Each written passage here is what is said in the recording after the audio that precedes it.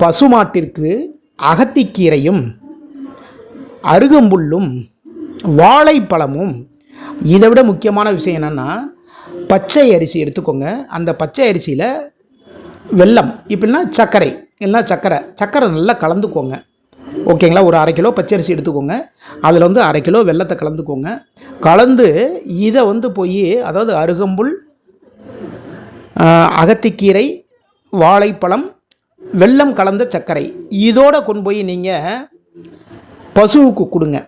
பசு எல்லாத்தையும் சாப்பிட்டதுக்கப்புறம் அந்த பசுவை சுற்றி வந்து நாம் வந்து வணங்க வேண்டும். அதாவது எங்கே வணங்கணும்னா, வாழை தொட்டு வணங்க வேண்டும். ஓகேங்களா? அந்த வால் பகுதியில் வந்து நம்ம நின்றுக்கிட்டு நம்முடைய முன்னோர்களை நினைத்து நாம் வணங்கிவிட்டு வந்தால் நம் வாழ்வில் அனைத்து விதமான வளங்களையும் சுபிட்சங்களையும் பெறலாம். பெரிய லெவலில் நம்முடைய முன்னேற்றங்கள் ஏற்படும். தொழிலில் இருக்கிற கஷ்டங்கள் விலகும்.